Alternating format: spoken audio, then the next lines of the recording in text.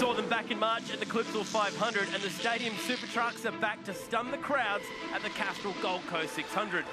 Well known for his motorsport mayhem, Paul Morris joined the grid. The dude jumping through the streets of the Gold Coast, a perfect match. We followed the Bathurst champion from his first lap to the checkered flag. I'm always up for a bit of fun, and I really want to do an Adelaide, but I'd just gone through a hernia operation, so I didn't really want to risk that. So when it came up that we could do it here on the Gold Coast, I was one of the first ones in.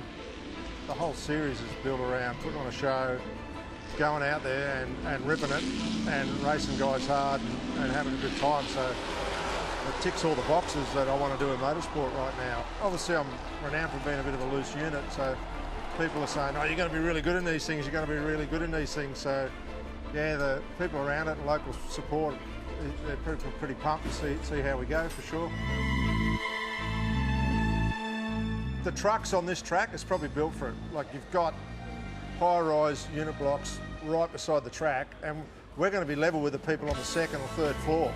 And then the general admission crowd, the punters on the ground, are right up near the fence. Like, when you come onto the straight there and there's that hill there and everyone's having a beer on the hill and cheering it on, these things are going to have the left wheel 4 foot in the air, hiking it, laying rubber. They're going to be closer to the action than they were at Adelaide, and see a better show here for sure. Oh, the showstopper. There's trucks going everywhere here. Oh, into the fence. Into the fence. Scotty Steele throws it away. But the checkered flag is out. The dude, first time out in third place.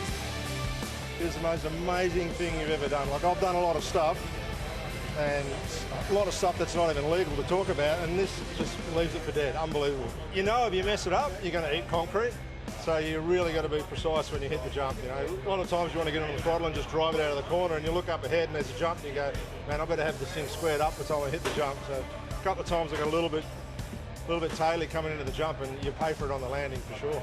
Yeah, I can't wait to get back out there, like, just laughing the whole way around. We take a wicked onboard shot here with Paul Morris, who's taken to this category like a duck to water, the Supercheap auto entry.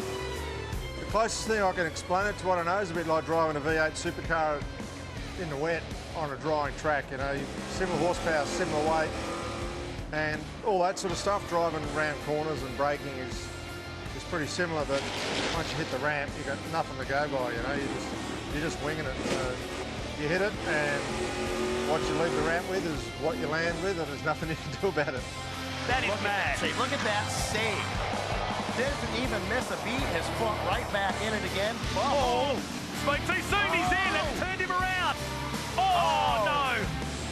It might look like the whole thing's loose and out of control from the outside, but yeah, there's definitely a strategy. If you hit the jump wrong and you're on the gas when you land, you'll break an axle. It's very similar to curb hopping on a V8 supercar. If you hit that wrong, you'll break the car. And tyre life's a big thing as well. And the biggest strategy is just get to the end of the weekend in one piece. All the races are cumulative on points that tie for the trophy on Sunday Arvo. So you just got to treat it as one big long race weekend and keep racking up points, because there's 10 grand to win this thing. Paul the Dude Morris takes the win here at Surfers Paradise Street Circuit. What an event. Oh, it's the best thing I've ever done. It's so cool. So cool. The fans are hanging over the fence, and you know, once you get in the front pack with a couple of good guys, there's some really good racing going on as well. So it's just not guys leaping over jumps. The racing's pretty good too.